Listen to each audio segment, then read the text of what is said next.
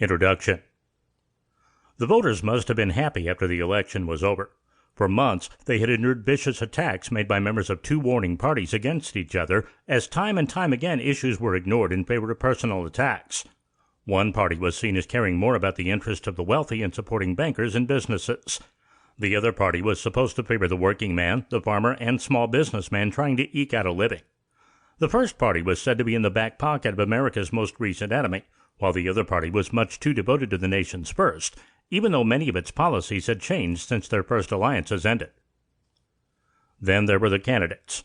One was the incumbent, a staid fellow of middle-class origins who was known to ruthlessly weed out his enemies. Another candidate had no federal experience and very little political experience at the state level. Having been born into a wealthy, politically active family, he vocally supported a strong military and insisted that America must stand strong against anyone who tried to rattle a saber in her direction. The third candidate was popular and good-looking, with extensive political experience at the state and federal level. Highly intelligent and well-educated, he was rumored to have loose morals and at least two mistresses. The final candidate was a hothead, known to shoot off his mouth at the least provocation. So wild were some of his ideas that even some of the members of his own party shunned him. So when did this election take place? In 1900 or 1980 or 2000? 2008?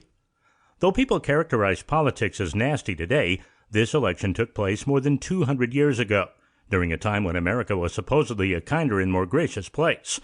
While that may be true of the common people, and even of some politicians, it was certainly never true of this group. Indeed, while George Washington is still remembered for his almost apolitical approach to governing the nation, the men who succeeded him, some of them his friends, were anything but apolitical. John Adams had been his vice president and succeeded him in office, but he was sensitive to every slight and difficult to get along with.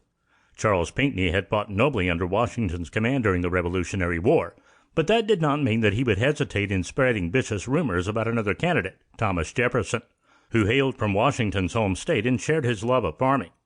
Finally, Aaron Burr would become so upset about the outcome of the election that he would eventually kill Washington's strong political ally, Alexander Hamilton, in a duel over slights he felt had been dealt him. Despite the awkwardness of the partisan differences between John Adams and Thomas Jefferson, the two had been close friends since their days at the Constitutional Convention in 1776. It was Adams who thought Jefferson best suited to write the Declaration. After the war, the two worked closely together as the new nation's chief diplomats abroad. Among all the Founding Fathers, Adams and Jefferson were the two most prominent who never contributed to the writing of the Constitution. Even during Adams' presidency and Thomas Jefferson's vice presidency, the two managed to maintain cordiality throughout the conflict over the Alien and Sedition Acts.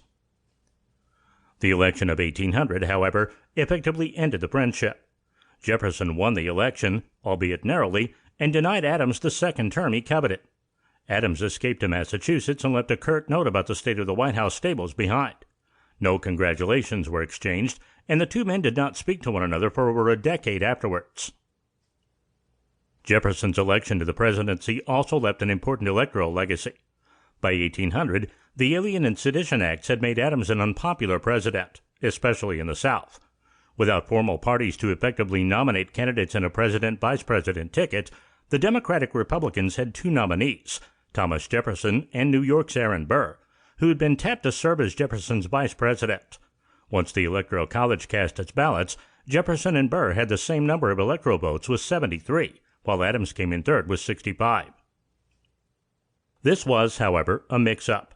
The Democratic-Republican electors were supposed to have one elector abstain from voting for Burr, which would make Jefferson president and Burr vice president. In the 1800 election, states selected their electors from April until October. The last state to select its electors, South Carolina, selected Democratic Republicans but neglected to have one voter abstain. The final vote was thus a tie.